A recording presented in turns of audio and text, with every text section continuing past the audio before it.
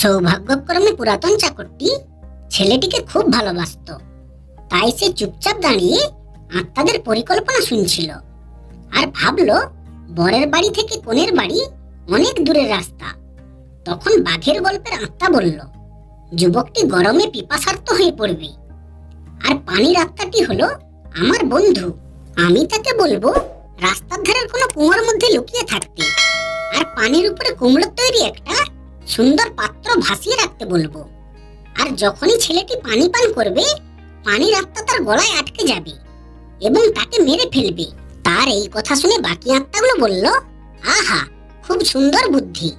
তারপর একটা শেয়াল আত্মা হেসে উঠল আর বলল, কিন্তু যদি কোনো কারণে এই ফাঁদ ব্যর্থ হয়, তাহলে আমি আমার বন্ধু স্ট্রবেরির পরীকে বলবো রাস্তার ধারের কোনো মাঠে বসে থাকতে। যদি ছেলেটি কোনো কারণে পানি পান না করে, তাহলে সে নিশ্চয়ই পাকা আর মিষ্টি ফল খেতে চাইবে। আর ছেলেটি যেই না ফল খেতে যাবে, আমার বন্ধু স্ট্রবেরি সঙ্গে সঙ্গে ওর গলায় ঝাঁপিয়ে পড়বে আর ওকে দম বন্ধ করে মেরে ফেলবে।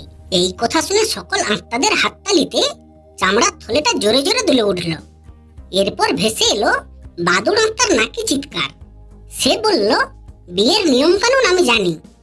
বর যখন কনের বাড়িতে উপস্থিত হয়, তখন কনের বাড়ির উঠোনে এক বস্তা তুষ রেখে দেয়া হয়, কেননা যেন বর তার ঘোড়া থেকে আরামে নামতে পারে। আর আমি এই বস্তার মধ্যে একটা আগুনের মতো গরম পেরেক রেখে দেওয়ার ব্যবস্থা করব, তাহলে ছেলেটি পড়ে যাবে। এই কথা শুনে সব আত্মাগুলো বলল, খুব ভালো, খুব ভালো। তারপর সকল আত্মারা বুদ্ধিটা সমর্থন করলো। তাদের এই কথা শুনে সাপের আত্মা তখন হিজিস করে বলে উঠল, আর আমি আমার চাচাতো ভাইকে বলবো কনের মাদুরের নিচে লুকিয়ে থাকতে। যদি সব পরিকল্পনা ব্যর্থ হয়, তাহলে বর কনের সাথে দেখা হবে। আর যেই না ওদের দেখা হবে, আমার ভাই তখন মাদুরের তল থেকে বেরিয়ে ছেলেটিকে কামড়াবে, আর এইভাবে আমাদের সমস্যার সমাধান হবে। এই কথা শুনে খারাপ আত্মাগুলো বলল, খুব ভালো বুদ্ধি। তারপর তাদের এই কথা শুনে ভালো গল্পের আত্মাগুলো হেসে উঠল।